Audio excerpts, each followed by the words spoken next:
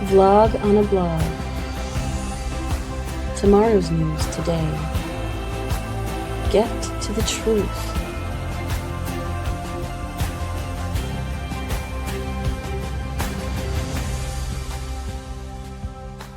Listen, learn, live.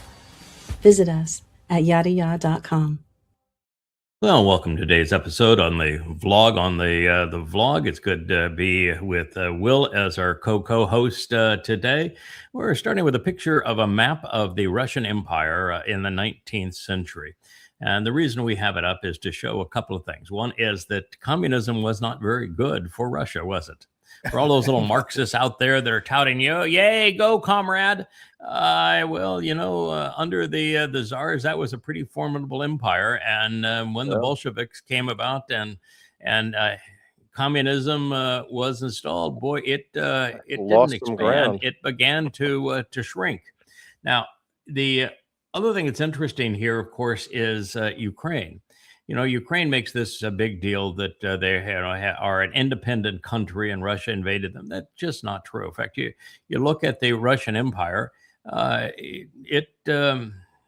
Ukraine was all part of it, and all of the Baltic countries surrounding it, they were all part of the Russian Empire, and they were even part of the Soviet Union. And you know, if you go back into the Tsarist period of Russia, Ukraine was the size of a dime, and it was just a small circle around Kyiv, and it was gradually expanded not as an independent country, just as a state or province within the Russian Empire, and then within the Soviet Union. But it's this footprint that it's claiming as its sovereign territory is just utter nonsense. It's just one of many lies that prevail because people have never come to understand the purpose of a map. Yeah, lines on a map. And a little history. All it is. It's because it is so more complicated with the genetics or the cultures that are involved in there. You know, I mean, it was the same thing with the Rwanda, the Hutsis and the Tutsis. You know, yes. I mean, there's no difference in them culturally, genetically, whatsoever, and the British come in, separate, and say, okay, now you're a Hutsi and you're a Tutsi, and then years later they want to kill each other, right? They want to kill each other. Because of some imagined, yeah. We want to divide things up until there's a group of people that don't want to divide them up anymore. And of course, in the case of the Ukraine war, the bottom line is Ukrainians were bribed by the United States, going all the way back to the Bush administration, with the primary bribers being Victoria Nuland, John McCain, and Lindsey Graham. Fortunately, two of them are dead. The other one will pass away hopefully soon. But they are the architects of the regime change in Ukraine that started killing ethnic Russians in the eastern part of what broke away. But you know, these nations that broke away, they just said when the USSR imploded, they just said, we don't want to be part of the Russian Federation. We want to have our own little world so we can be king of our own little world. And when you consider why the Soviet Union fell, you want to puke, because it's the United States that caused the fall of the Soviet Union. You'd say, well, isn't that good? Good for us. Yeah, we did that. Well, no, because the way we did it was through another proxy, just like the U.S. is using Ukrainians to go kill Russians now. We rented the Taliban from Pakistan, made Pakistan into a more formidable enemy of the world, and made the Taliban something that it was never intended to be. And so we gave all manner of Stinger missiles and bombs and rifles and you name it to the Taliban, rented them from Pakistan, and used them to go off and kill Russians in Afghanistan. It was Zbigniew Brzezinski's harebrained idea. And of course, what it created was Al-Qaeda, because the US CIA needed to recruit more jihadists than the Taliban could supply. And the database is called Al-Qaeda, the base. And so the United States is wholly and completely guilty of having created Al-Qaeda, which brought down the two towers in New York and bombed the Pentagon, was such a vicious terrorist organization. It was created by the CIA and their desire to destroy the Soviet Union. So, you know, you want to know the history. The history is deplorable. The United States is the most deplorable country on earth, and it's just sick what we have done and the pain that we have brought upon the world. Yeah, they were just picking at the edges too. I mean, because you look at what they tried to do in Yugoslavia with the uprisings with workers and stuff like that. Turn that into 8 countries. Between Czechoslovakia and Yugoslavia, what a mess we made. And then when Bill Clinton was trying to deflect attention away from the Monica Lewinsky affair, they started bombing Kosovo. I mean, who in the hell do we think we are? Yeah. Murderer's row of the world. Yeah. All right. So these are funny. These are funny. You've got the Donald Trump in the dumpster. I like that one. In the dumpster memes. For those who don't know what this is all about, Donald Bone Spur Trump was leaving the Ankara NATO conference, the one where he praised Erdogan as the great messiah of the world and his BFF, and met with Jolani again, and then condemned NATO. I mean, the one he was just all over the board. It was a psychotic episode. Anyway, he had flown his new Air Force One, which we have not seen since that time, into Ankara. Evidently, the CIA received some kind of a tip that the Iranians were going to blow that Air Force One out of the sky. So what they decided to do is they brought up a food catering cart to Air Force One after Trump and everybody else had boarded.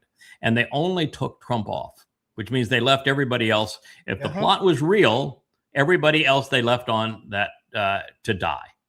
And they only took the scum off and a food cart, and they then escorted that food cart to the old Air Force One that they had flown in case the new Air Force One had a hiccup. And so they flew Trump out in the old Air Force One, where they left everybody else on the new one to go ahead and die if the threat was real. So they wheeled him off in a food cart.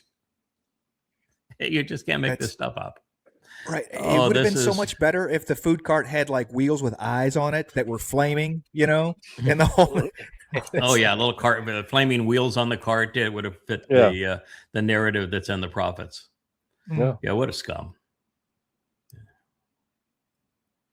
Yeah, this is an interesting situation here. This is the Bush legacy, the plague of Islam, which fundamentally changed the world and made the next Holocaust inevitable. Based upon lies, he invaded Afghanistan and then Iraq, neither one of which had anything to do with 9/11. Neither one of which were bases for the perpetrators of 9/11. Not a single 9/11 terrorist came from either of those two countries. And then he lied about the presence of Al-Qaeda in Iraq, and then Iraq having weapons of mass destruction. It was all a complete and utter lie. And George Bush then, by invading these two countries, not only led to the deaths of 10,000 Americans, and 5 times that number if you consider the suicides thereafter, but he killed 1 million people. Yeah. And that's not even the worst of it. The worst of it is he caused great migration of Muslims from Iraq, from Syria, from Afghanistan, and from Libya into Europe and the United States, where they have fundamentally changed the demographics of those countries, and they brought the plague with them. Look, Somalia, Yemen, all of these places, they migrated to Europe and the United States and Canada, and they destroyed those countries. They brought the plague with them. Yeah, they got involved in politics Yeah. and they started influencing those countries. Look at Western Europe, the U.S. Yes. Yeah, it's despicable, and it's the plague of George Bush. It's his legacy. It will always stain his rotten soul. Yeah, now let me I ask you a never question. I'm sorry. Yeah. Go ahead. I was Will. going to say, No, go ahead, Will. do you feel that this was, part of a plan, this massive demographic shift? Because it really is an incredibly effective strategy to bring down the West.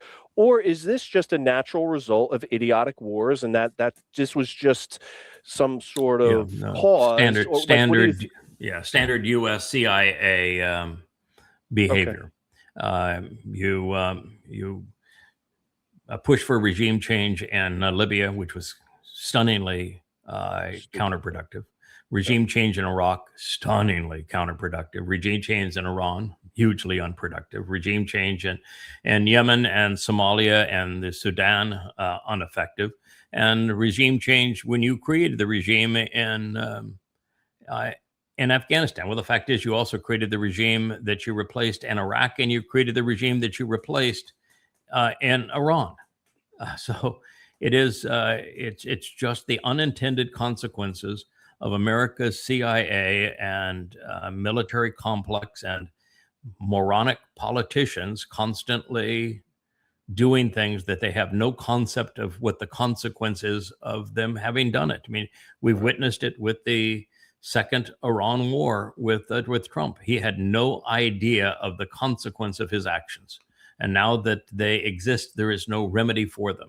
The same thing was true with George W. Bush. He lied to get us into a war because he told me personally he wanted to be a wartime president. And so he got us into his war, and there was no way out of that war. We still have troops in Iraq, and we destroyed Afghanistan.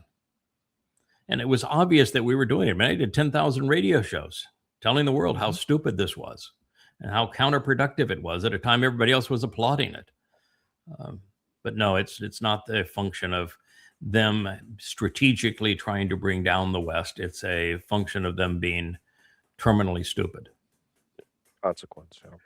And terminally stupid, to add on to that, one of the unintended consequences of these places that we go muck around in is the brain drain that takes place, because we have a tendency to go someplace, bomb, start a war, and then as the war is going on, the top of that society, doctors, the most intelligent, want to flee. And where do they go? They come to the United States. I mean, Koreans, Vietnamese, you look all across, that's how these... And then poverty and everything else infects those countries, and millions more die. Absolutely. The U.S. is the most murderous country on earth and has been for a very long time. It so confused me. I mean, it just didn't make sense when 9/11 happened.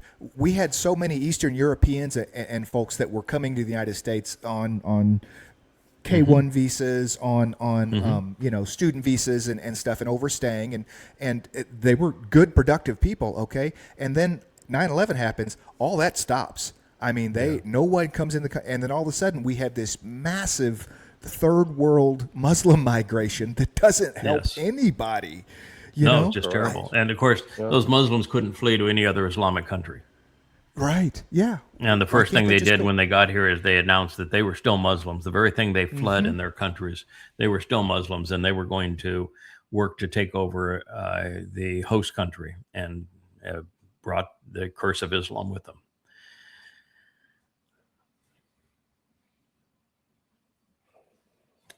Yeah, this is a real tragedy. It's the Massachusetts Governor Maura Healey that just signed a bill that legalizes abortion all the way up to childbirth.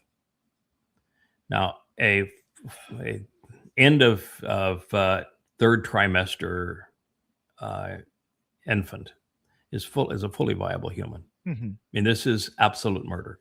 I mean, I'm both free,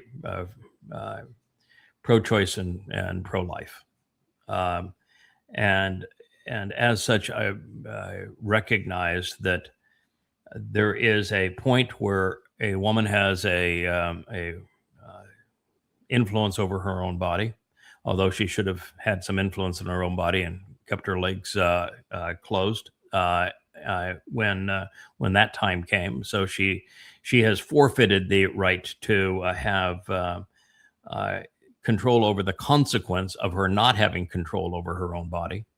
So I think that's a part that needs to be understood. You didn't have control over your own body. And so as a result, you now want control over what the consequence of that is. And that's not reasonable. But in the first trimester, when the fetus is not viable outside of the womb, it's hard to argue that so long as that individual is willing to pay for their abortion, that they should be able to have an abortion in the first trimester. Forcing society to pay for their contraception is ridiculous. That's grossly immoral and unfair. Now, after the first trimester, then in the second trimester, it's because of the viability of the infant, it's just way too messy to tread in that area. And the third trimester, which is what the governor of Massachusetts just passed as signed off as a law, it's flat out murder. She is a mass murderer now. It's flat out murder. And if you're a woman and you're celebrating this, go to hell. You do not deserve the title female under those circumstances. You've lost total capacity to understand what it is to be a woman. You're a killer. Yeah. Yeah, when they signed the bill, they were all applauding and high-fiving as if they had just really made some impressive moral breakthrough on behalf of women. It's just it's like the guards of the Gestapo and SS guards at Auschwitz applauding the gas chambers. That's about the level of the ghoulishness of what they just did. It's ghoulish. Mm-hmm. And completely unnecessary, because the vast preponderance, I mean, this organization, because it is an organization that does this, Planned Parenthood, right? This is, I mean, there's some people that can go to a doctor, but the vast preponderance of them come out of this Planned Parenthood, and it is just absolutely birth control. It is these one-offs that, I mean, how many babies like this that at 28 weeks do you think are killed in a year? You know, less than 100. Just because you're too effing stupid or lazy to use a form of contraception. Mm-hmm. And you want to have taxpayers pay for murder because you're too lazy or immoral to use contraception, or just too irresponsible as a person. So no, you don't get to kill a child because you were stupid. Mm-hmm. Abortion is like inner city birth control. The vast majority of abortions are sadly Black women in the inner city using it as a form of contraception. Yeah, I know. It's sad. That's what Margaret Sanger wanted. Yeah. Correct. Mm-hmm. That's right.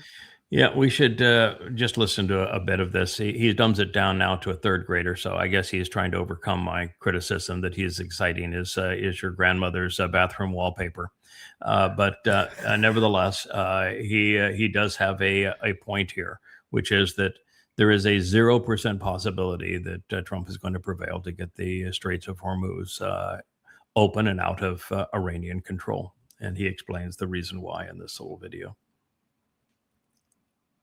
Now, between now and the midterms, the odds of, I think, opening Hormuz are infinitesimal, so small as to be zero. And why is that? It's because the Shahed drone, the 136 Shahed drone, which is the prime tool that Iran is using to close Hormuz, it's about the size of a king-size mattress. It is relatively cheap. It's made with components, a lot like cell phone components right here.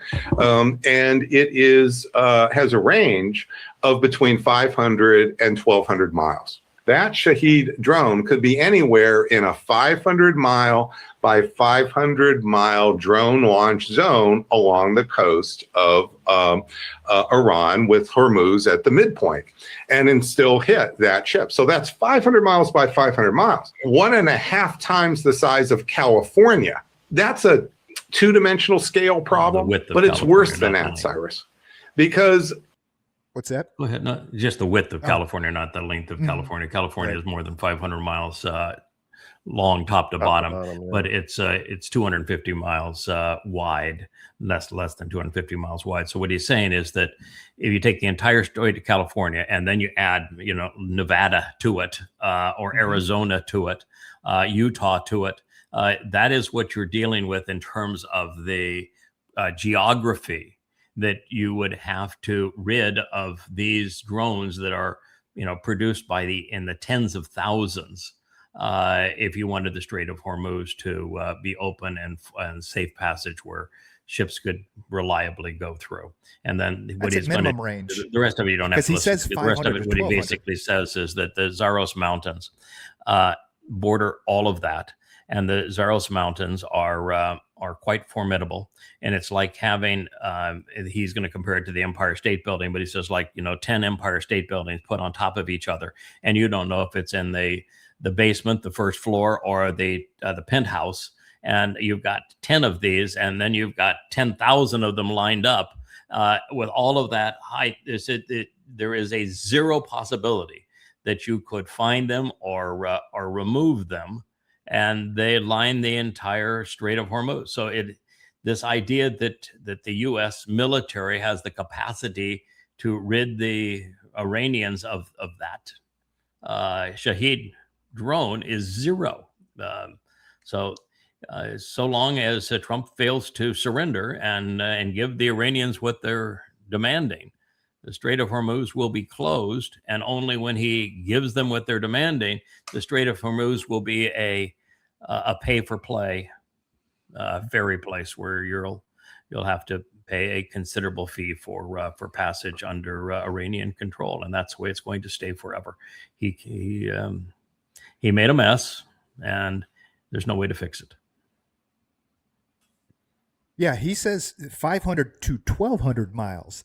I mean, 1,200 miles is the other side of Iran. I mean, that's right. up Halfway against that. So across from a geography point of view, it'd be halfway across the United States, and in terms of the length of it, it would be very equivalent to the north to south height of the United States. You'd have to remove all of the drones from all of that, and they're dug into rock caverns. It's ludicrous. That's why the military is saying there's no purpose of us continuing to bomb. There's nothing we can accomplish. Your war goals cannot be achieved. We lost, and let's deal with it. Declare victory and leave. That's all that's left. Yeah, that's right. That is what he wants to do now, except he can't do that because the Iranians are still, that 14-point memorandum of understanding that you signed. All of those points have to be honored. And if you're not willing to honor them, then you can leave. That's just fine. But we're not going to back the way things were. Now, the big thing now in the United States is to say, okay, so we lost the military war, but the Secretary of the Treasury, he won the economic war. He has bankrupt Iran. Yeah. So we'll put lipstick on this pig. It looks just great now. Yeah, I know. MAGA is just delusional. They'll believe anything. All right. What do we got next? Oh, it's the same thing. But that animated one was so clever that I wanted to show that one. But this is, they like in the White House images, they'll show Trump as a general standing between Patton and MacArthur. And here he is. Yeah. And the food. This is more like it. And he leaves everybody. All of his staff, the press corps, all of his supporters, he left all of them in the Air Force One that he was told was going to be blown out of the sky. That's what kind of a scum you're dealing with here.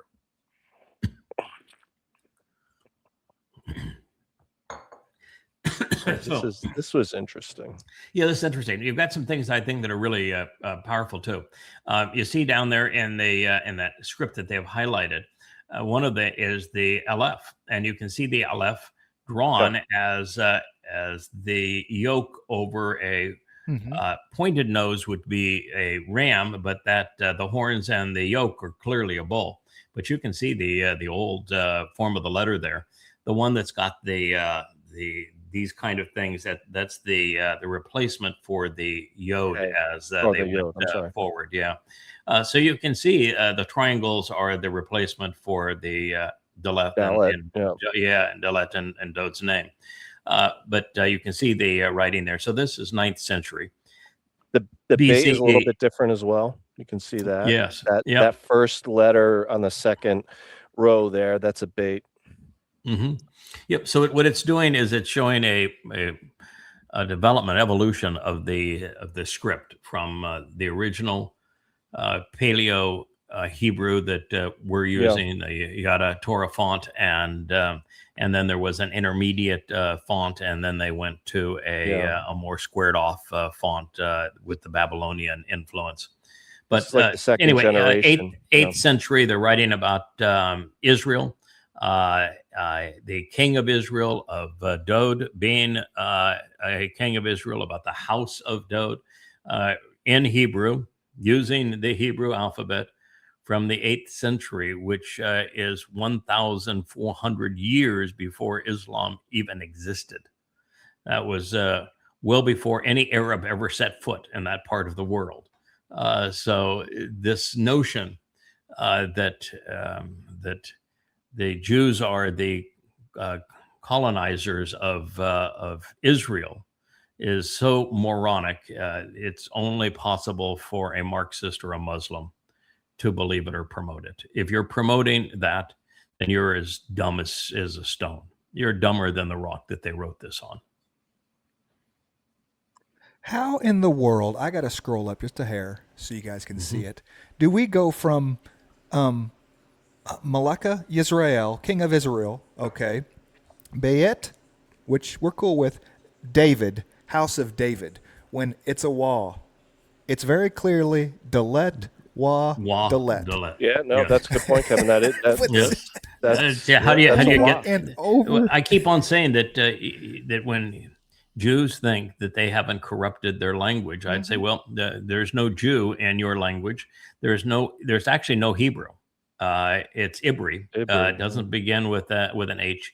You screwed everything up in your language. I mean, you messed it all up, and a lot of it. You can blame the Masoretes and the rabbis for changing the letters. But when I get, some fancy pants Jew will claim, oh, your transliterations are old and they're not in keeping with what we're using now.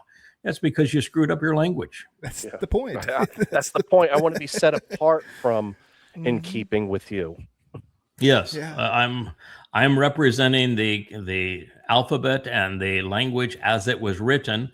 You are a corruption of it. So if I want to go back to the truth, I can't accept your corruption of the language, and that's what they have done. And every time they see something like this, it's a real shame that they don't recognize how badly they have corrupted their own language. Tuvra instead of Torah. How would we say that? Yeah, I know. Tuvra? Without the yes. Let's What is shalom without the wall? Shalom. Mhm. Yes. Yes. Shalom. Yes. Oh, it's Pathetic. oh.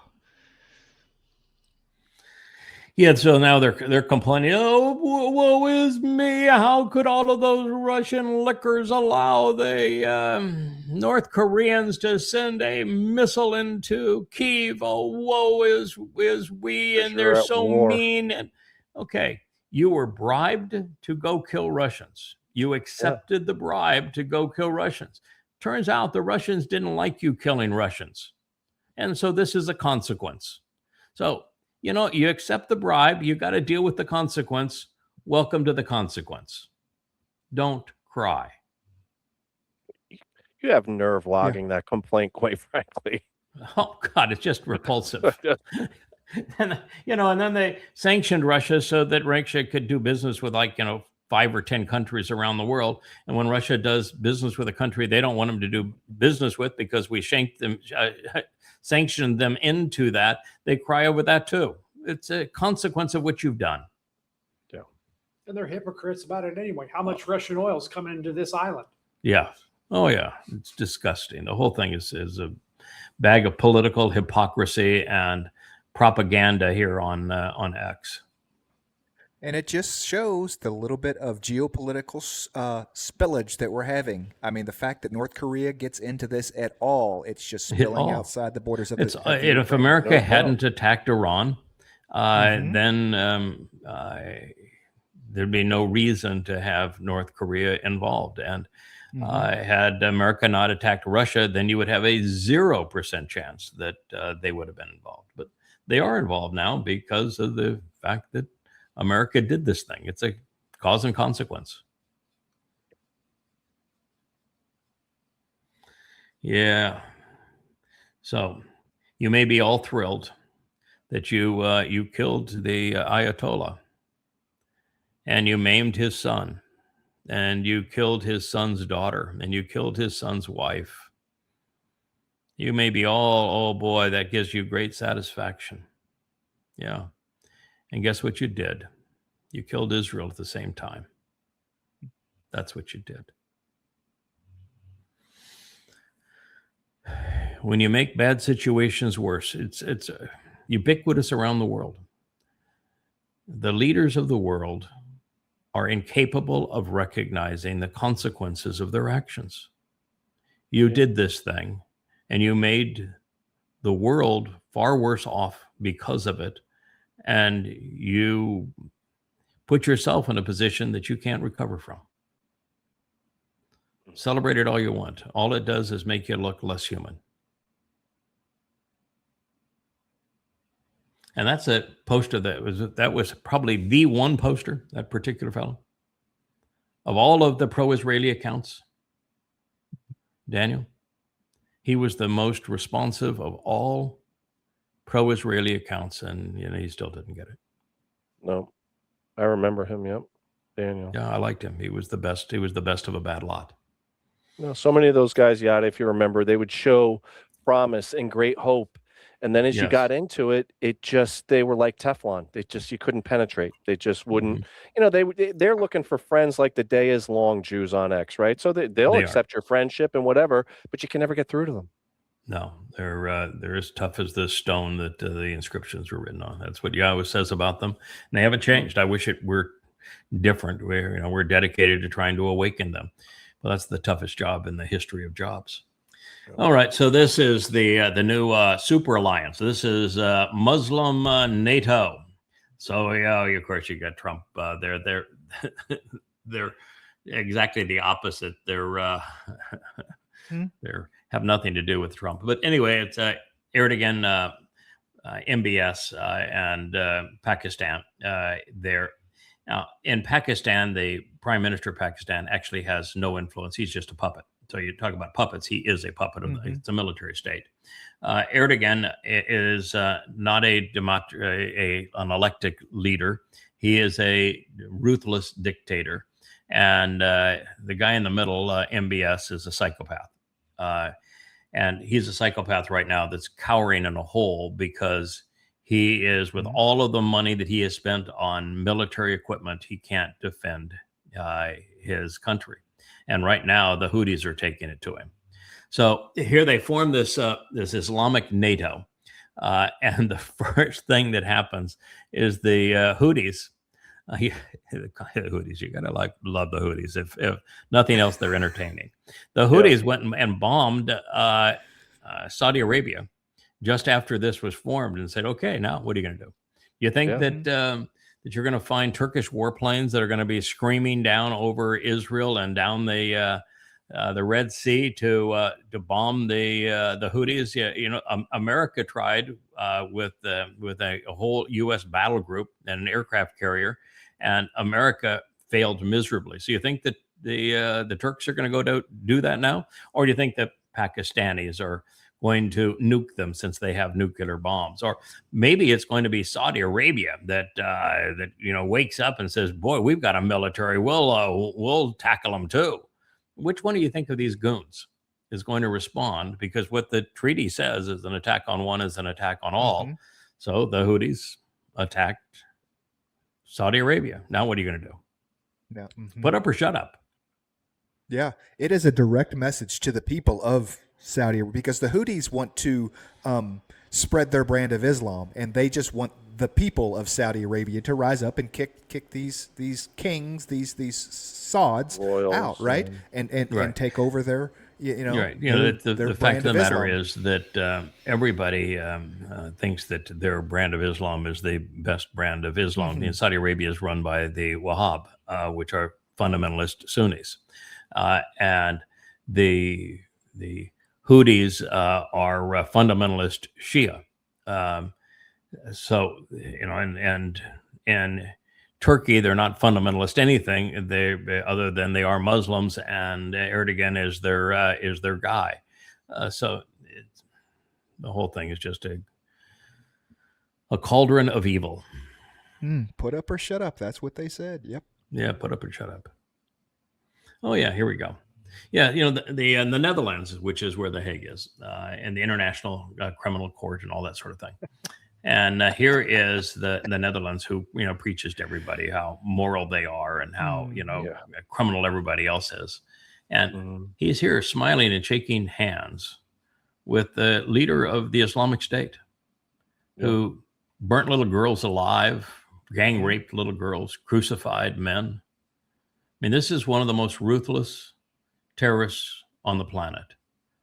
And the hypocrites in Netherlands are smiling and shaking his hand. Mm-hmm. Man, a suit and tie goes a long way, doesn't it? Yeah, right. Well, yeah. What is Yahowah's quote? I regret creating man. Yeah. Mm-hmm. Yeah. I regret creating man.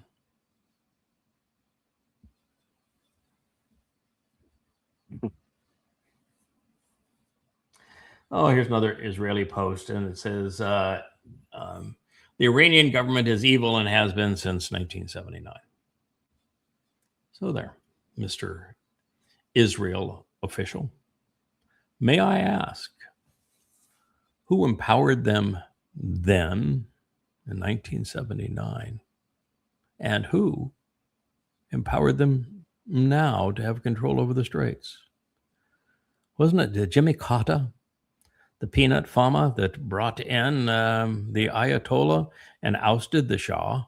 Oh, didn't support the Shah. Yeah. Yeah, and wasn't it now your two attacks with the United States against Iran that closed the straits? Mm-hmm. So aren't the United States and Israel responsible for this mess? Israel? Yep. Officially?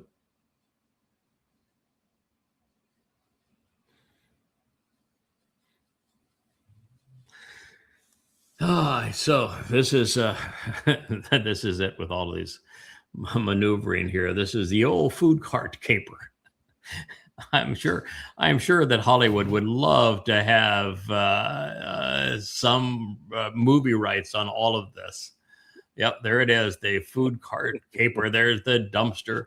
And by the way, this isn't even a real picture, and he didn't come off this way. Yeah, there he is now. Okay, so they're bringing up the food truck. All that, this walkway to it didn't exist like that. They brought up the cart. There's actually pictures of it. They brought up the cart right to it, but they did escort the food container to the other airplane. Don't be looking. We got our lights dimmed. Right. Yeah, he's. And they didn't put him in a regular airplane. They put him in the old Air Force One. And you don't have airplanes don't take off on taxiways, but all right. The fact that this was even necessary, is what blows or that my AI mind. could do that bad a job. Whether they were using the Grok AI or which one, but it's just pathetic how ignorant and incompetent the AIs are. The AI has just destroyed social media, and it's just pathetic how stupid the AIs are. I mean, regularly now I'm looking for just quick evidences. I don't want to post something and not have a recap of what's real, and so I'll put something as a question to one of the AIs, and almost universally I'll get a bogus answer. And then but there's a follow-up position with the AI where you can say, why didn't you consider this? And why'd you give me the wrong answer? And they will always apologize. The second time, which your point is correct. We should not have given you that answer, and your information is accurate. Just crazy anecdotal. I was listening to a story from a buddy of mine, and he said, I woke up late, I missed the score of the Cardinals game, so I just figured I'd type AI and say, hey, who won the home run derby? And it told him some other guy's name, and so he walked around the whole day thinking that this guy and talking to people, hey, did you see the home run derby last night, or whatever, the All-Star? He's like, and he was just aghast. He said, AI lied to me. He was aghast when he was deliberately. He lied to me. Yeah, deliberately. Yeah, I catch it every day, 2 or 3 times a day, where the AI deliberately lies to you, and then when you catch it, it apologizes for lying. Never accept the first response. No, never. Yeah. From AI. Well, AI sounds pretty The moral, fact that at they, least. that they want to try to sell Oh, it this- apologizes for being wrong. Thank you. I'm going to lie to you straight out, and then when you catch me in the lie, I will admit that I've lied. Yeah, like a 5-year-old, right? I was going to say, It's kind of like a 5-year-old. Yeah, it's like you go to a store and you steal something, you get caught, and you say I'm sorry, and you expect it to all go away. You rob a bank and you say I'm sorry. Sorry, I tell you. Okay, I'll give it all back. So we're all You good still now. go to right? jail. Sorry, You and still you go get to caught. jail. Yeah. Yeah. The fact that they want to make this seem like some sort of Ocean's 11 operation is what is absolutely comical about it. They wheeled the and guy they've out. got in a- the Israeli flag here, of course. Sure. Mm-hmm. And by the way, the warning turned out to be false. Oh, by the way, the food cart caper. All right, so this is Trump wanting to play golf.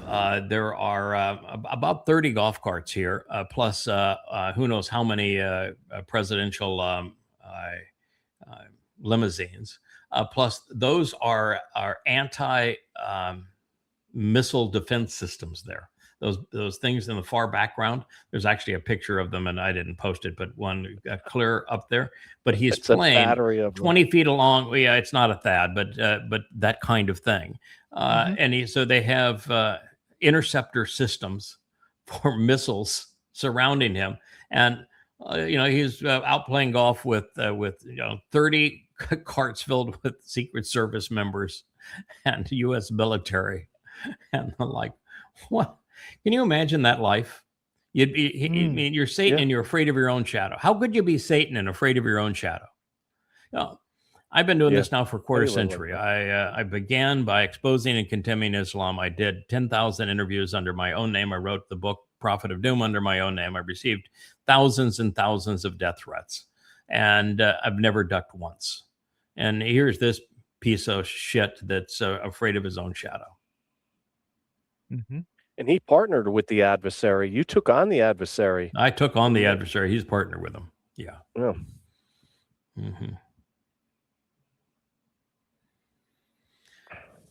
Yeah, this is really funny. Thoughtful post of the Trump tush talkers. Imagine a government that now has over 30 people in its administration that used to work for a television network that had to pay almost $800 million in fines for having lied. They lied about the last election. They had to pay $800 million in fines for lying. And now you've employed 30 people from that network, including your Secretary of Defense, who became a Secretary of War. Well, the news network got rid of their liars. Well, I guess so. Yeah. There you go. No, they still have. Things are looking up. No, they still have plenty. There were no shortage of liars at Fox. Who was it in the former Soviet government that said that Americans have the best propaganda? That's what we're jealous of, is Americans have the best propaganda. Yeah, they do. Well, America does have much better propaganda than Russia. No, I mean, not even close in terms of propaganda. Although Marxists are best at it. Overall today, this is I just get so tired of hearing that Israel has murdered children in Gaza. There are no innocent children in Gaza. There are none. This is a scene that took place. These are all children. They're screaming and dancing and hollering and celebrating. This is the scene where the two babies, the Bilbis babies, were brought in coffins. They're celebrating the death of two infants. These are the future jihadists. I mean, a child in Gaza, a Muslim child in Gaza, is nothing but a baby version of that.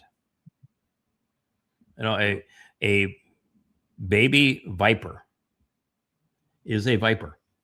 It will not grow up to be anything other than a viper. And so all you're doing, if you eliminate one of them, is you're forestalling the next Islamic terrorist.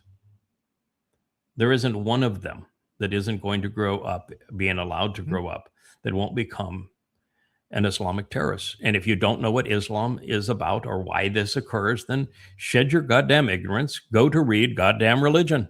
It's all free at yahowah.com.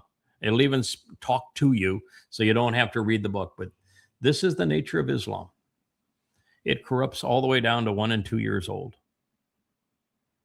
Yeah, they're either jihadi making factories or they are jihadis themselves. That is correct. That is all that is there. There is no brain surgeon.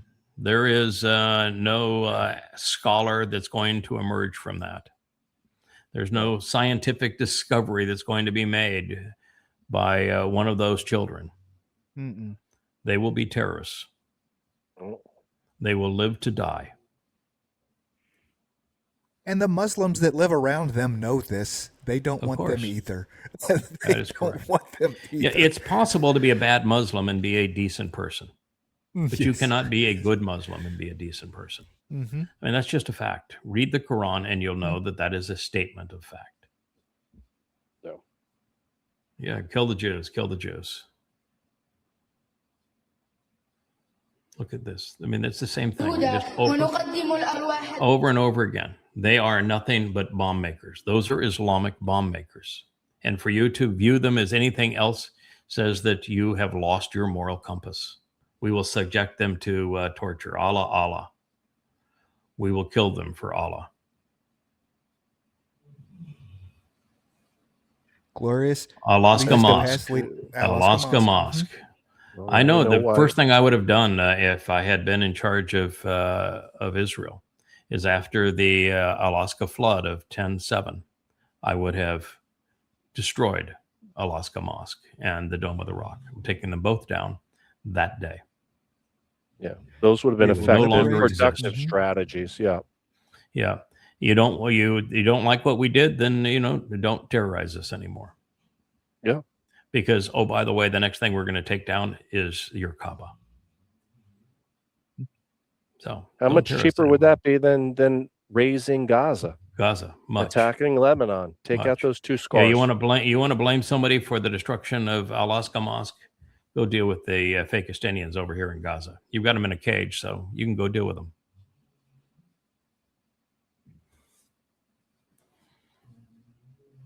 This is the witch. Mm. That is a mass murderer. Smiling while signing an order to murder babies. Mm-hmm.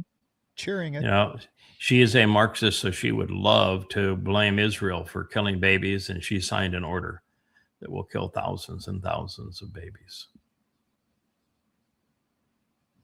Disgusting. Man just has literally zero good judgment. As we're just going through this, scrolling through all this, there is no judgment. Their judgment is so poor, and it's such a prerequisite to being in the covenant and to interfacing with Yahowah. He doesn't want to deal with people with horrible judgment. No. And yet this is what you have from the youngest to the oldest. There's just no good judgment out there whatsoever. No. That's why God has to eliminate all but 1 in a million to That's go the forward. only solution. You cannot repair it. You can't. No, this It doesn't cannot have be a repaired. workaround. No, they're proud of being evil. And God just says Correct. that, I regret having created humanity because humans are evil every day, all day. And that is the only thing that they can think of is what can they do that is disgusting. And this is the story of humanity. Yeah. Congratulations. You should smile. Think too that this is in Massachusetts. Massachusetts used to be so overwhelmingly Roman Catholic that if you were not a Roman Catholic advocate, you could have no chance of prevailing in politics in Massachusetts. And now look, they're signing a abortion bill right up to the point of birth. And you know how you do this? I think I had one of the slides. You actually, it's lethal injection, just as you would kill a person in a for if you're trying to assassinate them after being executed for some heinous crime. Except the injection isn't put into an arm or a vein. They take the needle and they put it right into the heart of the unborn child, and they kill the unborn child. Yeah. Smile. Yeah. You're a murderer. And you forfeited your female card. At the time that this happened 50 years ago, when the Muslims invaded the Lebanese Christian town, and they killed so many, hundreds, 582 people. At that point, the myth of Palestinian was only 10 years old. Didn't take them very long to become mass murderers, did it? And yet here they, 10 years into the birth of the myth of a Palestinian, they go off and kill 582 Christians in Lebanon, which is the Palestinian, Fakistinian presence in Lebanon, of course, has been disastrous. It was disastrous also in Jordan. That even after doing that, you've got the Marxists and the Muslims rallying around them, calling them the ones who are being oppressed. Yeah. They're ruthless murderers because of their religion. They were slaughtering everyone, men, women, and children. Men were lined up against the walls and gunned down. Women were tortured and gang raped. Babies were shot in the back of the head. Pregnant women had their babies cut out. Was this 10/7? Their womb. Yeah. Was this, Yes, it was was. this 10? This is, well, this happened on 10/7. This happened to Christians in Lebanon 50 years ago. This was 10 years after the birth of the changed. lie of Palestinians. Mm-hmm. This is how they demonstrated who they were.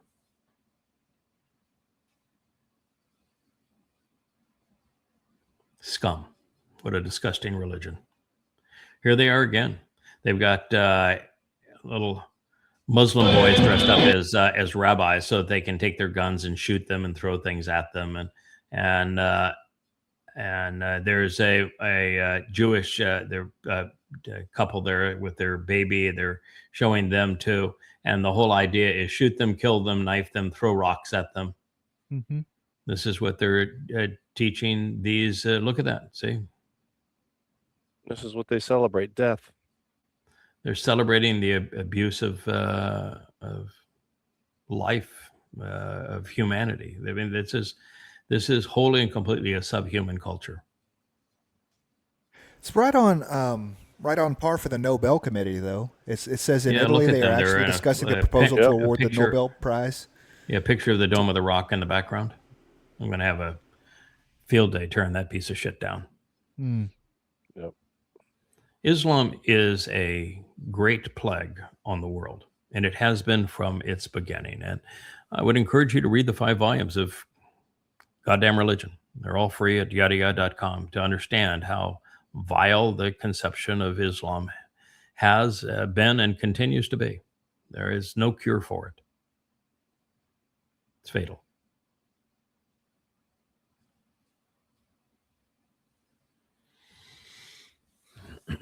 So yeah, this is the bombing of Saudi Arabia by the Houthis. So I say, hey, Erdogan, you're gonna go and bomb the Houthis?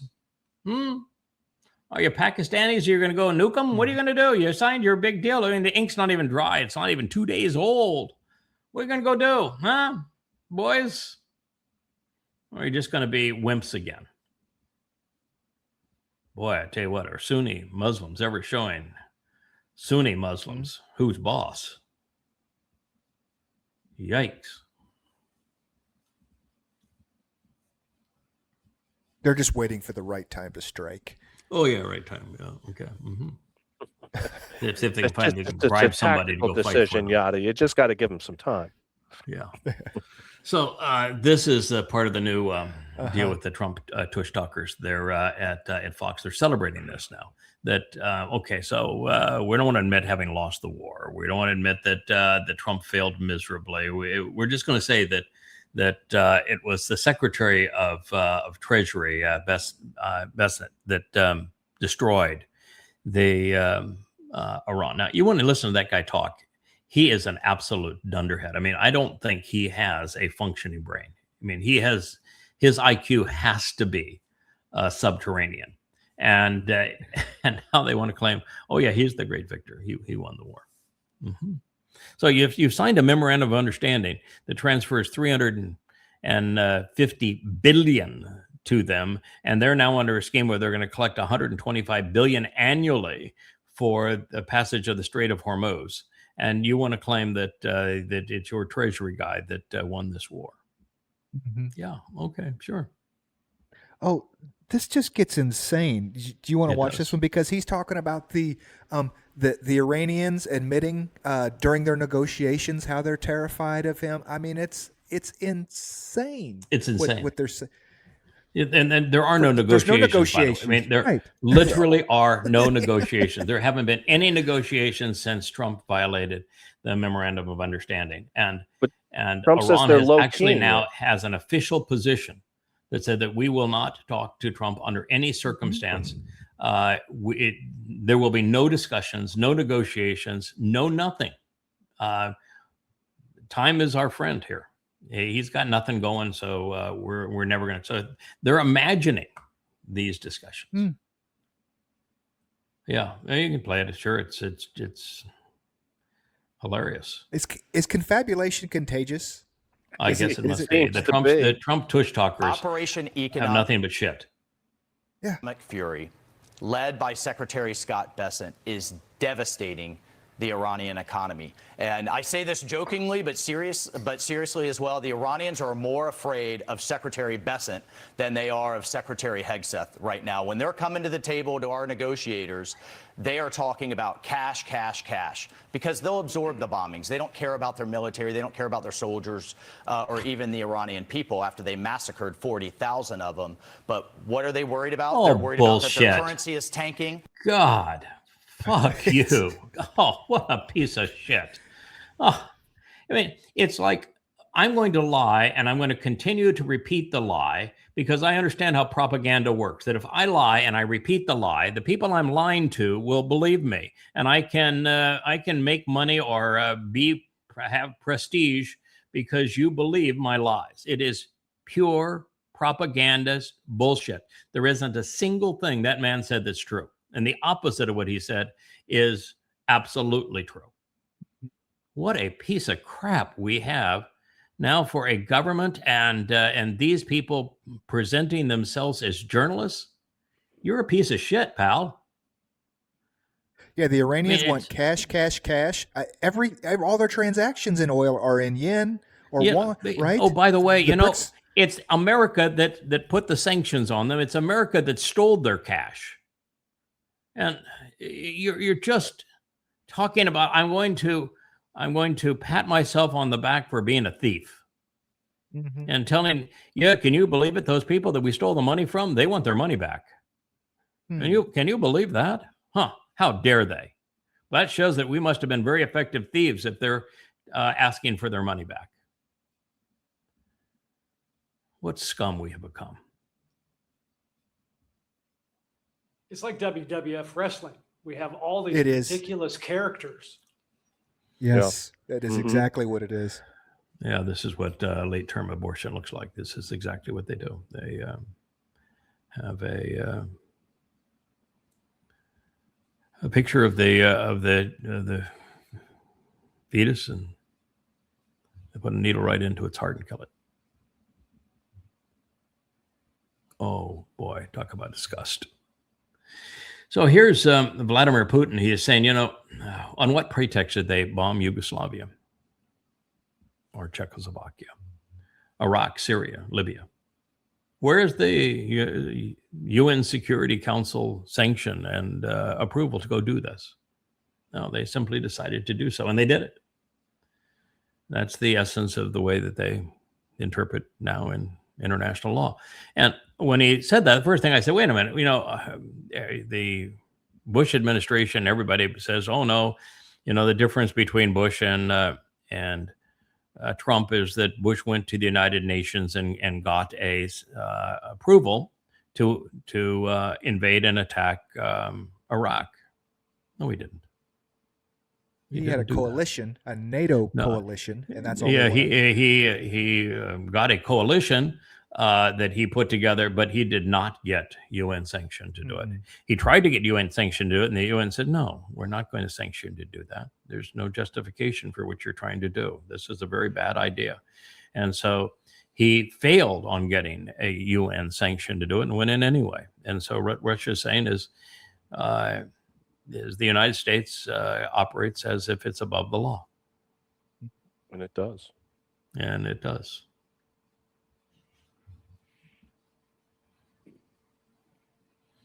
Oh, yeah. So here's the dumpster. And what's so amazing about this is that you got Fox News saying, yay, wow, isn't this great that Trump is demanding compensation from Iran and he has turned the tides. He has completely reversed this whole thing on them rather than America having to pay reparations to Iran. Now we're going to get them from Iran and we're going to reward those people who lost their lives. Welcome to Never Never Land. Good God, who's he? You actually think he's having this discussion with the Iranians? Didn't Trump just say he's low-keying it or something like that? There are no discussions with the. They're not talking. No, all this is a Truth Social tweet. That's all you got here. And oh, by the way, the Iranians don't do roadside bombs. That's not their thing. And 52,000 that they killed of their own people versus the 40,000 that Trump tush talkers talked about. It's 4,000. And the reason they killed them is that you armed them and you put them up to it. You actually ran a scam using the Kurds to arm those who were in the protests in Iran that were gunned down. And there were 4,000 of them. And you were the reason they were killed. It wasn't 52,000. It wasn't even 40,000, wasn't 30,000, wasn't 20,000, wasn't 10,000, wasn't even 5,000. It's all a goddamn lie by somebody who is a goddamn liar. It just and goes you to have show absolutely no influence on them not having a nuclear weapon, and you just admitted it 2 days ago that you want to leave and are going to void the condition of nuclear discussion. So you can't have it both ways, even if you write it in caps, asshole. Good God, what's wrong with Fox? And he wants compensation to boot, the cherry on top. Yeah. I want compensation. No. It's new because he doesn't have a thought in his head that is his own, but when Iran says, hey, we're going to charge people for the Strait of Hormuz, what's he says? We're going to charge people for the Strait of Hormuz, right? They want reparations. Okay, we're going to get reparations too, and our reparations will offset each other. Exactly. Yeah. If they think it's a good idea, I think it's a good idea. They ask for reparations, so I'm going to ask for reparations too because I'm such a negotiator. It is like a 5-year-old. I mean, it's like a 5-year-old. He's like a reactive idiot. He just they say we're going to do this, and he says, "No, I'm going to do that to you." And it's like there's no strategy, no forethought, nothing. He just reacts like a child to what you say. Yeah, he's already signed an agreement agreeing to give them $300 billion in reparations, and it doesn't have any mention of them providing reparations to anybody else. You've already negotiated it. You've already signed it. And now you're going to have this piece of shit on a tweet and you're president of the United States and you're going to have Fox applaud it. You signed an agreement guaranteeing that you're going to give them $300 billion plus release the $25 billion in stolen assets, plus allow them to control the Straits of Hormuz. That's what you said you were going to do. You know put it in writing. Works? You signed it. And now, after having signed and negotiated the agreement and legitimized it, you want to negotiate again after you violated the agreement? Yeah. What the hell is wrong with America, with Fox, with this piece of shit that's president?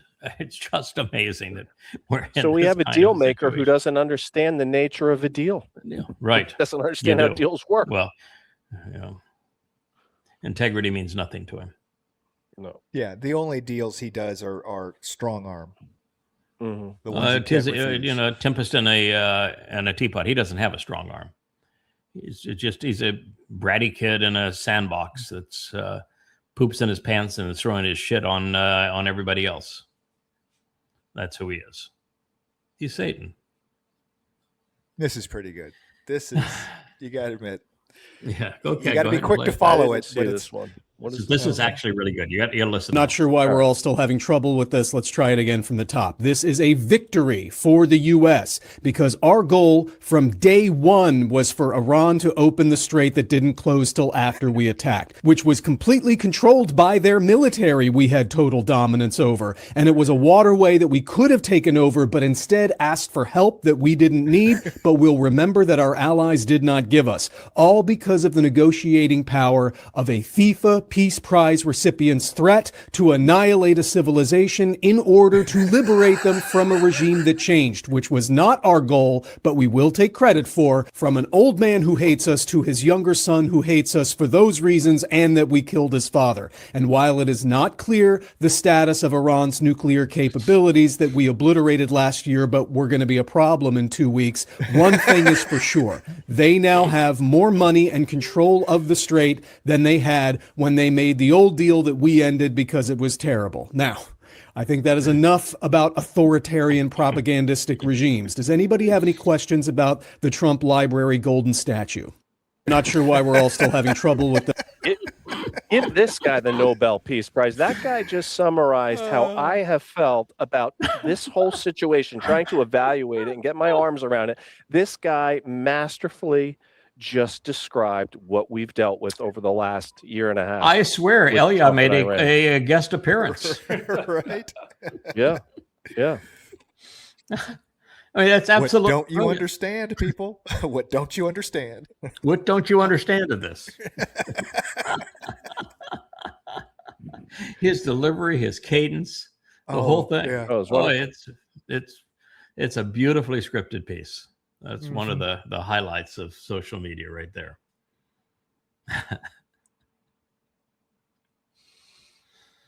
All right. Well, this is the Satan and the devil.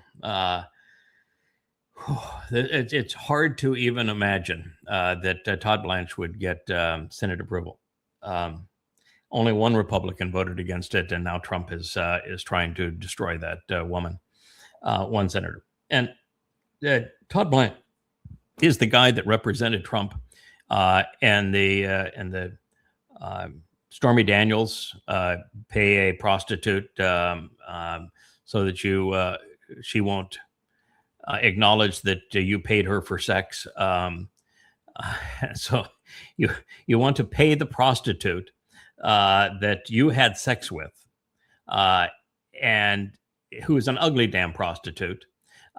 And you think it might hurt your campaign.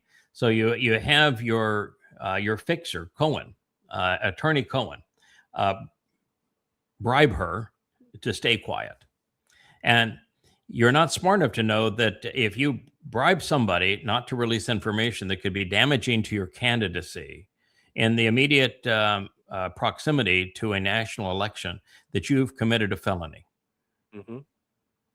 And he has Cohen, who should be smart enough to know that, pay the bribe. And then Trump abandons the lawyer and starts to condemn the lawyer. And the lawyer is the one that goes to jail, not Trump. And Trump receives 34 felony convictions on election fraud. And he's convicted of election fraud. Mm-hmm. And yet he's elected. And the guy that represented him is the guy whose hand is on the Bible and is swearing the oath. And he is the guy who also represented Trump on the stolen documents in Mar-a-Lago, and was going to represent Trump on what he would have absolutely gone to jail for, which is the case on January 6th and conspiracy and treason. And This is the guy that will absolutely assure that any file that incriminates Donald Trump of the Epstein collection will be destroyed. It's not that they won't be released, they will be destroyed. You don't get to be more reprehensible than Blanche unless you're Trump himself. Oh, and now at the head of the Justice Department is now in a position to go after people that to settle some scores. Yes, he is. Judges in New York, judges correct. in correct. D.C., judges in correct. Georgia. The Trump revenge tour. Yeah. Part two. Part two. Yeah, part two. Satan is a mean one. Yeah. Do you ever know that Satan would be that mean or that revolting?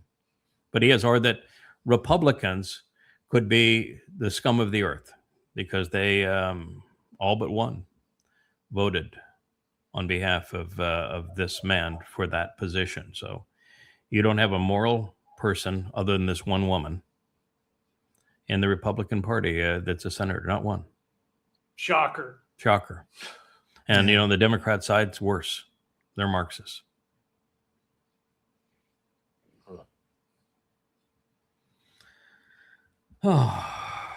So this is an interesting technical. Now, this is not funny, but it is highly revealing. This is the head of the criminal court, International Criminal Court. And while all the posts on X say that the International Criminal Court has found Israel guilty of committing genocide in Gaza, she is saying that is not true. We did not. We had Gazans say that there was the potential for genocide and that their case needed to be heard because there was the potential of genocide. And we heard the Israelis say, we have not, and we're not going to perpetrate genocide, and our position needs to be heard. And all we did was agreed to hear why the Gazans thought that there was the potential for genocide and why the Israelis thought there was no potential for genocide. We did not find that Israel had committed genocide. Therefore, all of those posts that say Israel, the International Criminal Court has found that Israel has committed genocide. She says, I'm glad you asked me that question because I want to correct the record because that what's being said is not true.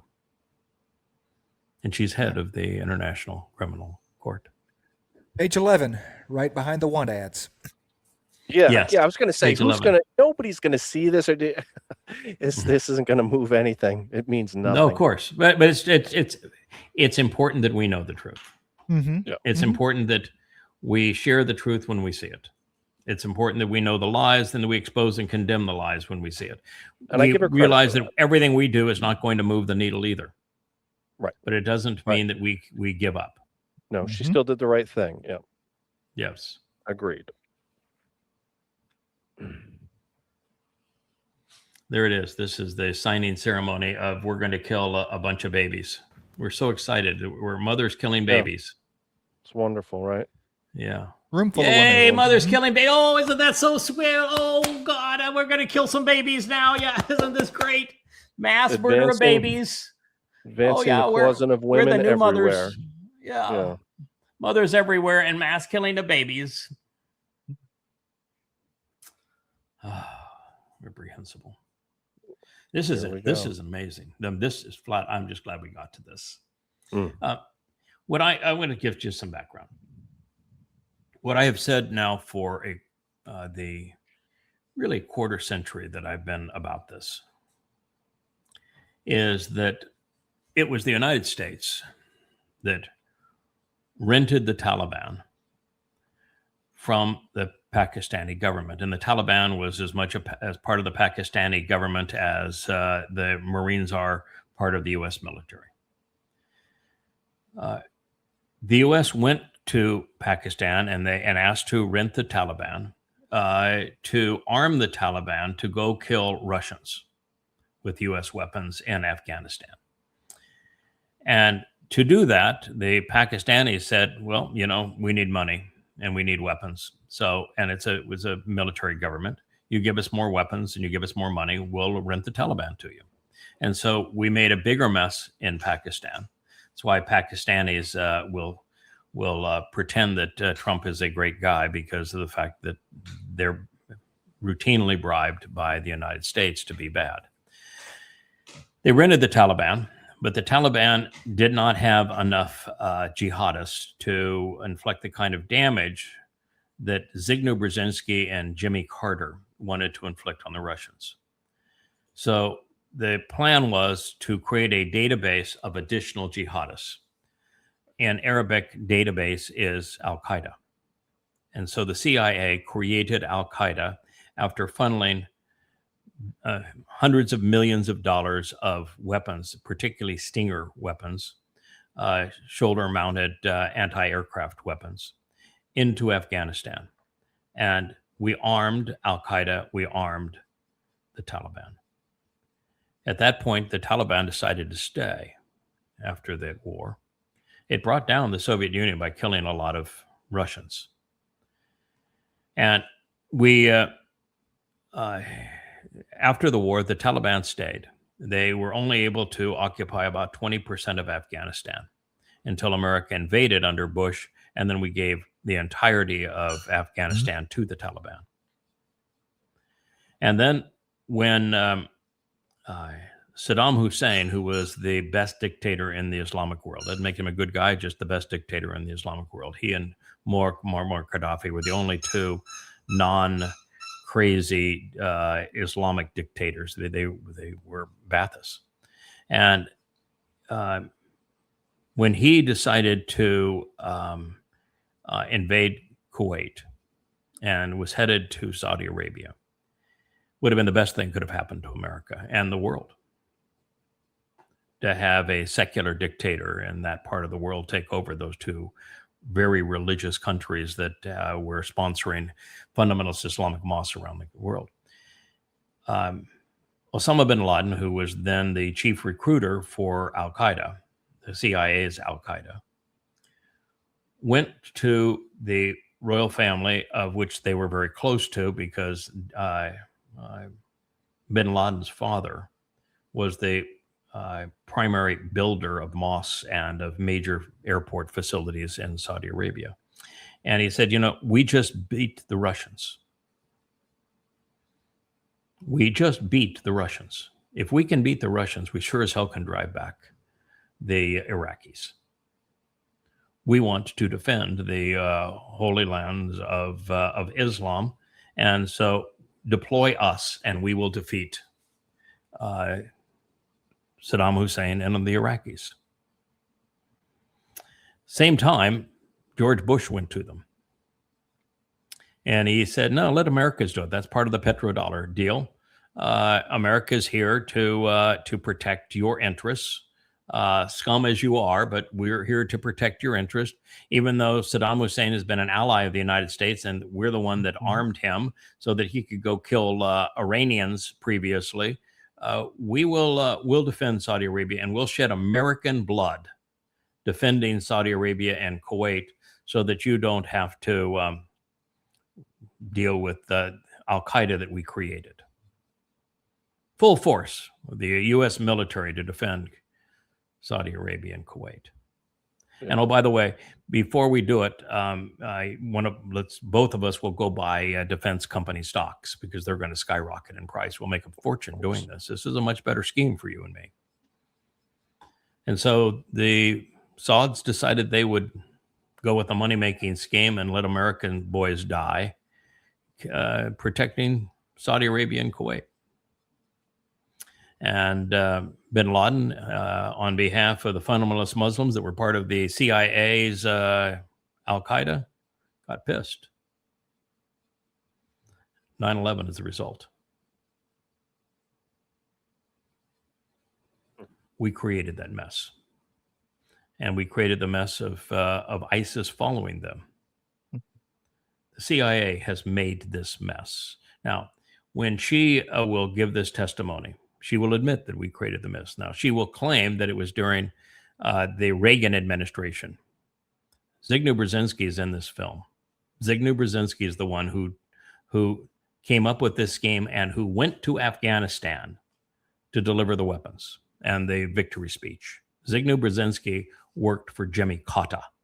Jimmy Carter preceded Ronald Reagan. So she is lying, and she knows she's lying. But the rest of it's reasonably true. Cause and consequence. America is the cause of the Islamic terrorism that America went in to rebuff and that lost tens of thousands of American lives, 1 million other lives, and changed the world forever now with the migration of Muslims out of those countries. This is all a direct result of cause and consequence. So let's play this. We also have a history of kind of moving in and out of Pakistan. I mean, let's remember here, the people we are fighting today, we funded 20 years ago. And we did it because we were locked in this struggle with the Soviet Union. They invaded Afghanistan, and we did not want to see them control Central Asia. And we went to work. And it was President Reagan, in partnership with the Congress, led by Democrats, who said, you know what, sounds like a pretty good idea. Let's deal with the ISI and the Pakistani military, and let's go recruit these mujahideen. And let's get some to come from Saudi Arabia and other places, importing their Wahhabi brand of Islam so that we can go beat the Soviet Union. And guess what? They retreated. They lost billions of dollars, and it led to the collapse of the Soviet Union. So there's a very strong argument, which is, wasn't a bad investment to end the Soviet Union, but let's be careful what we sow because we will harvest. So we then left Pakistan. We said, okay, fine. You deal with the stingers that we've left all over your country. You deal with the mines that are along the border. And by the way, we don't want to have anything to do with you. In fact, we're sanctioning you. So we stopped dealing with the Pakistani military and with ISI, and we now are making up for a lot of lost time. You know, that land over there is yours. You'll go back to it one day because your fight will prevail and you'll have your homes and your mosques back again because your cause is right and God is on your side. In the 4 years since the inspectors left, intelligence reports show that Saddam Hussein has worked to rebuild his chemical and biological weapons stock, his missile delivery capability, and his nuclear program. He has also given aid, comfort, and sanctuary to terrorists, including Al-Qaeda members. It is clear, however, that if left unchecked, Saddam Hussein will continue to increase his capacity to wage biological and chemical warfare and will keep trying to develop nuclear weapons.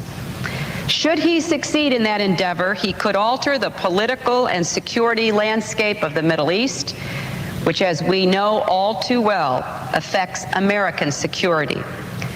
This is a very difficult vote. This is probably the hardest decision I've ever had to make. Any vote that might lead to war should be hard, but I cast it with conviction.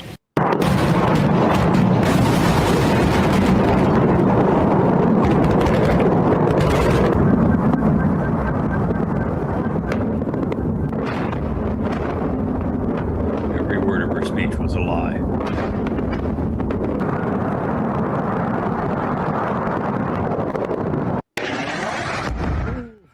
There was no nuclear program. There were no weapons of mass destruction. The chemical and biological weapons that he once had were given to him by the United States to attack Iran, and they had been destroyed. There was no Al-Qaeda in Iraq. He hated Al-Qaeda. That's the reason why Al-Qaeda volunteered to go attack him. Every fucking word that bitch said in the call for war was untrue. And yet America killed 1 million people between Afghanistan and Iraq and lost over 10,000 American soldiers bleeding to make a bad situation worse. How do they sleep at night? Every word that she said was a lie. In America, you eat this shit up. Yeah. Politicians do it so effortlessly. She's so polished, sounds so bright. As God said, I regret creating humans. Yeah. It was a terrible mistake.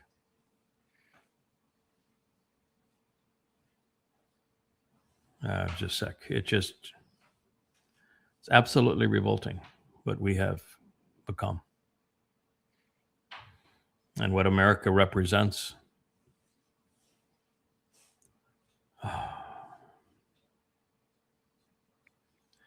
Yeah, this Flip the script. This was yesterday in the Oval Office. I only fell asleep a bunch of times, and the little girl behind him looks like she's a robot. He just here's again, it's Eric Dougherty, who is the most vile of not the most vile. That's because we ran into the most vile of them yesterday, but he is among the most moronic of all of the MAGAs. He says, "Wow, President Trump just flipped the script on Iran. The mullahs demand reparations from him. Now 47 is demanding massive compensation from the regime for their atrocities against America and humanity." And I'm sure we'll be seeing it pretty soon. Isn't talking to anybody. He signed a memorandum of agreement. He negotiated it. He signed it, and then he renounced it. They will never listen to him again. They will never talk to him again. He didn't turn the tables on anybody other than your stupidity. By the way, in this meeting, I don't know if you've noticed it, and I may not have posted the right clip for it, but in this meeting, RFK, who's Health and Human Services, he already can't talk because he has a degenerative disease that has, it's a brain disorder that has affected his throat and his ability to speak. But now he is, I don't know if it's Parkinson's or if he's back on the white powder or what it is, but that man is no longer fit for cameras and public service. I have never liked him because he's an idiot as a conspiratorialist and a anti-vaxxer. This, by the way, was to sign a executive order changing vaccines so that if you are a religious parent and you don't want your child protected by vaccines, you don't have to, which makes your child now not only susceptible to those diseases that were so deadly, but it also makes other children susceptible to them. Mm-hmm.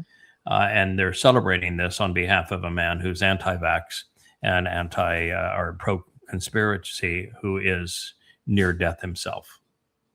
Yeah, this is how you get more polio, more smallpox, more tuberculosis. I mean, this is it's hard. Things that vaccines are eradicated, and this is how you get more of them. Mm-hmm. Because you lie and you create conspiracies, and your followers are such idiots, they believe in lies and conspiracies. And in the midst of all of that, then he gains popularity amongst the morons by saying that he's turned the table on the Iranians after he's already negotiated the deal, after he's already signed the deal, after he's already violated the deal that gave them $350 billion worth of their money back in reparations. And now he wants to negotiate for reparations for the United States that attacked Iran twice. Yeah. It's the only thing I can say is that when we went out on the limb to announce that Trump was Satan, based upon what the prophets had said, it didn't seem credible that that the president that we knew, even though he's an egomaniac at Trump 45, could be vile enough to be Satan, or that this man, as sickly as he is, would live another 7 years, 8 years at the time we made the determination. But every day, he proves us right. He's Satan. No doubt about it.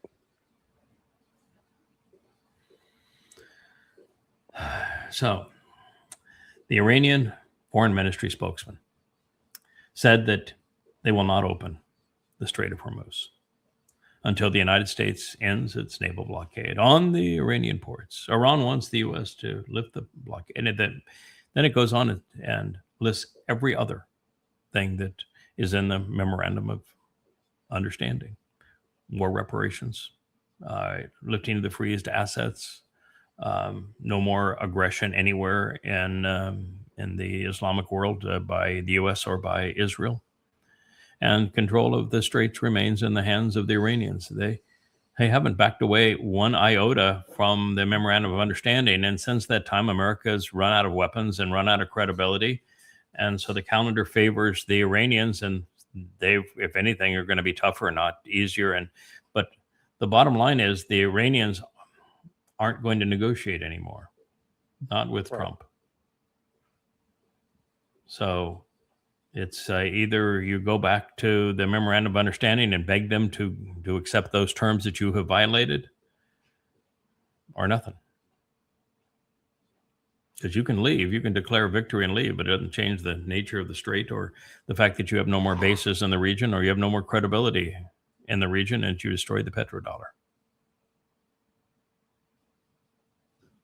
Yeah, those clowns on Fox talking about Besant and the Treasury winning the war, and he's literally bankrupt the United States. Mm-hmm. Thank you. So, Iran's brilliant move: keep the clown out and mute him. In the meantime, remember when I said a couple days ago that the right response to Trump was for the media just to turn around and leave, drop the microphones, drop the cameras, just turn around and walk out of the building.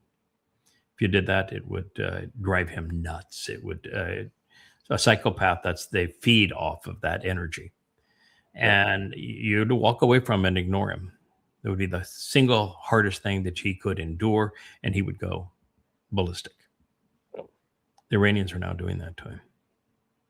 The Iranians are, their official position that was announced yesterday in the Iranian parliament is that we will completely ignore Donald Trump. We will not negotiate with America until after, not the midterms, after the next election cycle. The Iranians completely own Donald J. Trump. Yes. They own this guy lock, stock, and barrel. They're making him look like an idiot. He contradicts them. He contradicts himself. Yep. I've never seen America just be taken down so many pegs on the international stage. I've been around since I was born in 1967. I've been around a little bit. But we're a joke, and we're led by a joke. This is stunning. It's not a joke. This it's whole a nightmare. thing. Yeah, it's a nightmare. It's a nightmare. America is led by Satan. But you see that closed speaker, that sign for "Do not enter," and then that speaker. That's exactly the strategy that I said is the only effective strategy you can use against a psychopath. You know, with the psychopath, you only have three options. Option one is to confront them and to reveal that they are lying. Option two is to agree with them and try to work from the inside by showing that you have sympathy with their cause. And option three is to gray rock them, completely mute them and ignore them. And of those three, all of them have bad consequences. But overwhelmingly, the least bad consequences come from three, ignoring them. It's the least amount of energy, too. Oh, well, it's the least amount of energy, but it has the by far the least damaging consequence is number three. Cause and consequence. You know, when you confront them, they dig in and they go way crazier. They sense, okay, I'm prevailing, and they double down, triple down, quadruple down. So you can never agree with them. Besides that, you'd have no morality if you do.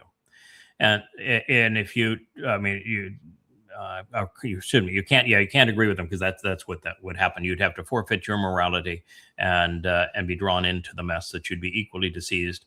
And when you do that, they know they own you, and they will just get worse. And if you try to confront them, Trump goes into killer mode. He is the Hannibal Lecter of politicians.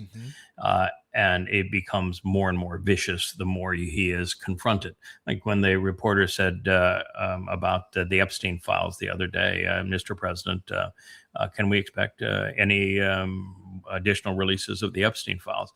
And the way he responded to that woman was vile. So you can't confront him. You can't agree with him. And so the only thing you can do is to mute him. That would be the one thing that the media could do that would have the greatest negative effect on him, and diminishing the near-term consequences of his actions, is to completely mute him. And that's the strategy that Iran has now taken. They have muted him.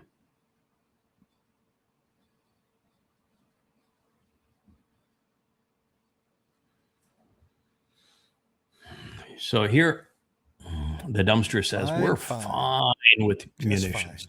But should we not have been fine with munitions? Even though we're fine with munitions. But should it have been true that we're not fine with munitions? The reason we're not fine with munitions, but we are fine, even though if we were not fine, the reason we would not be fine is because it was Biden. Biden did it.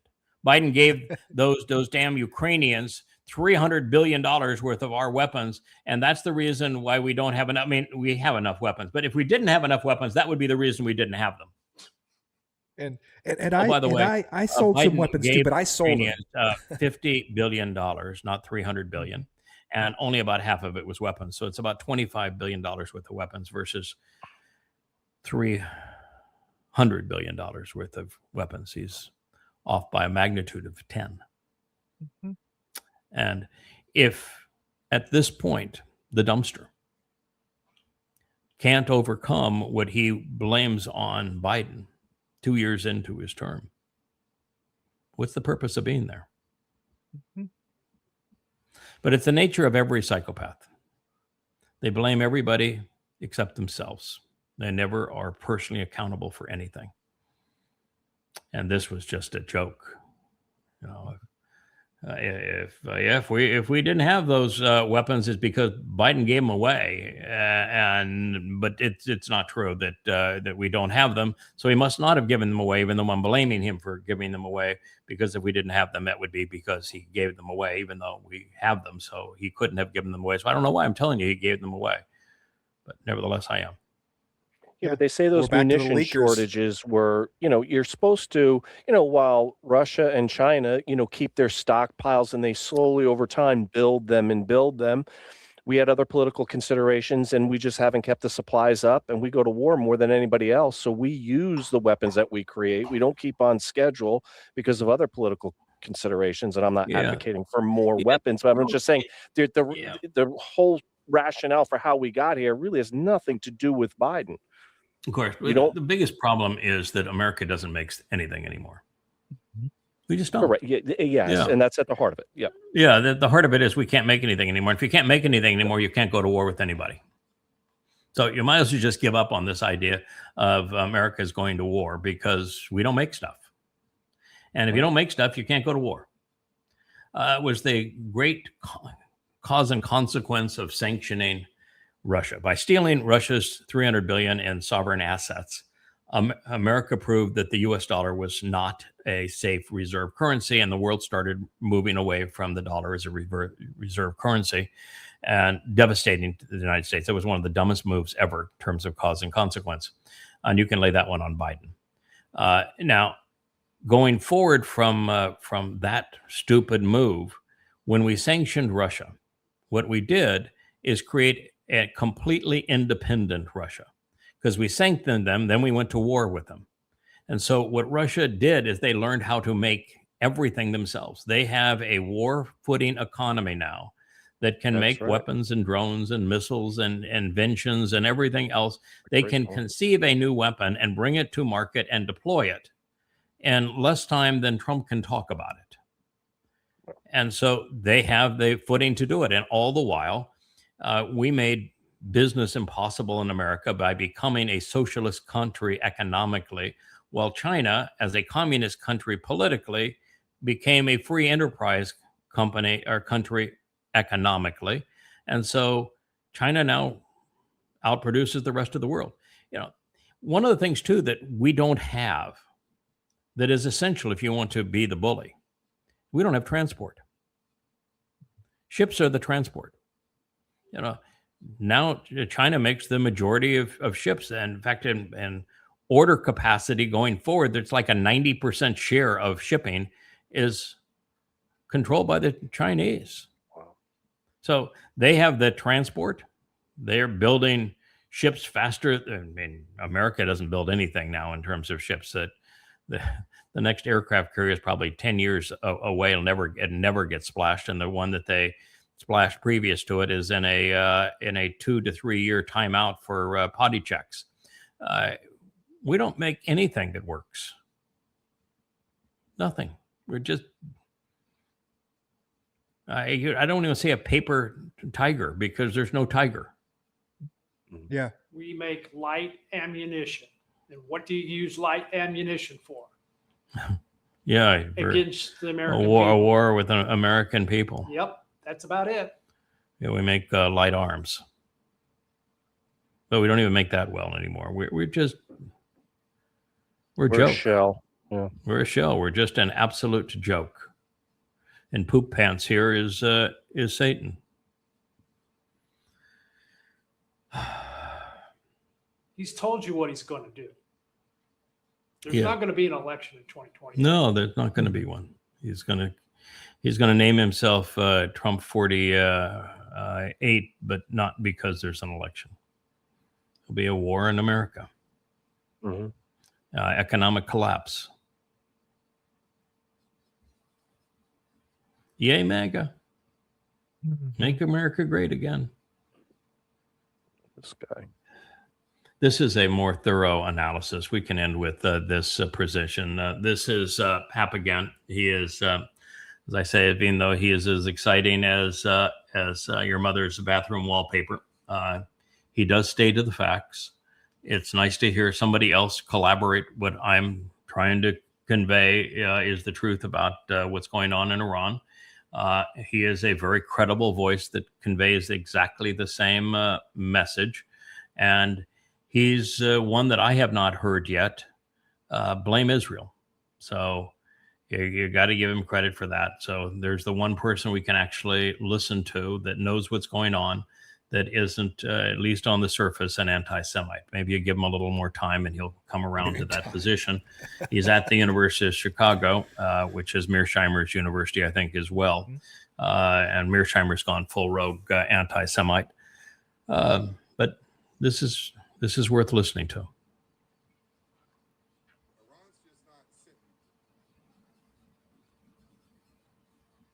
Iran's just not sitting back and doing nothing. Iran is shaping things. Now, one of the ways it's shaping is it is continuing to shut down oil and other minerals and other energy from the Gulf through Hormuz, unless it's headed to China.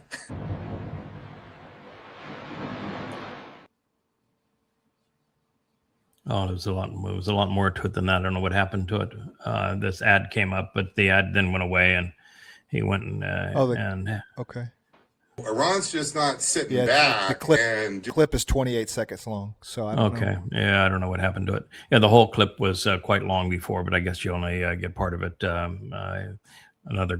Thank you very much, Gronk.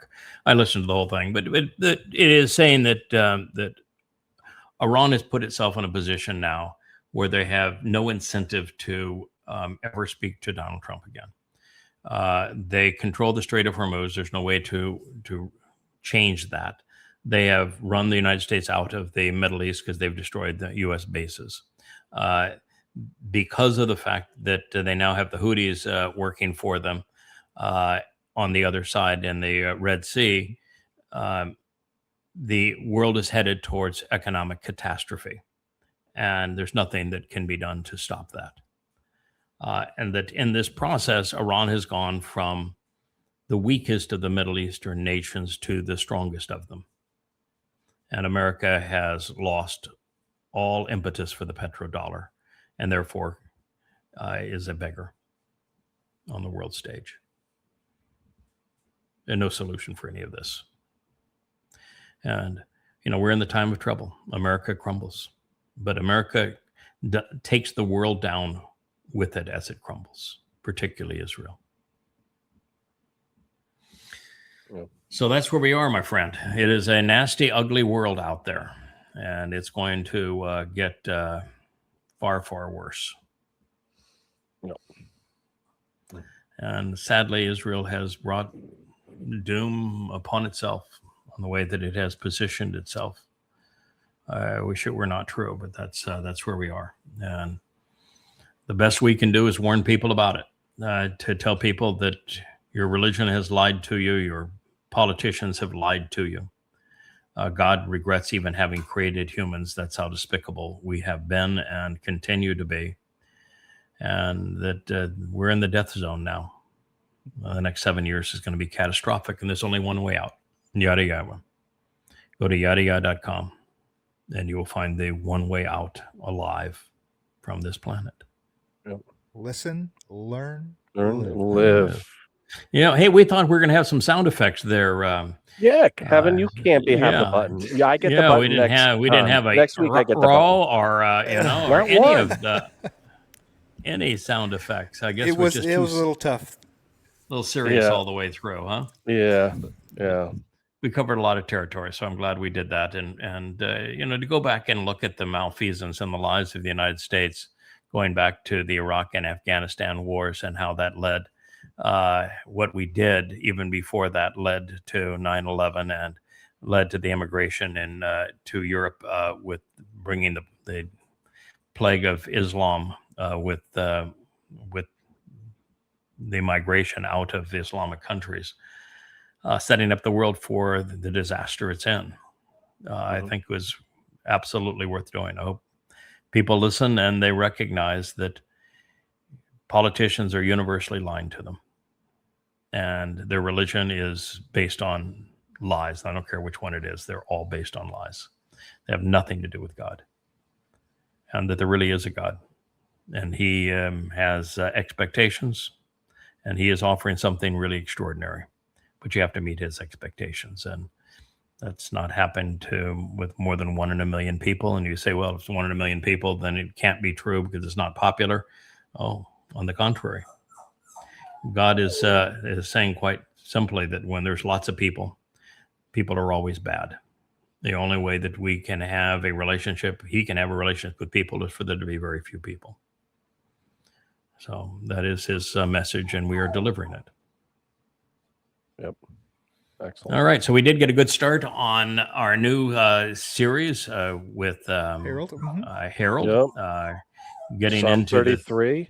Was that Psalm 33. Yeah. Mm-hmm. Great. Yeah. I love it. Pretty interesting so far. It gets only better with that. And wait till we get to back to Isaiah.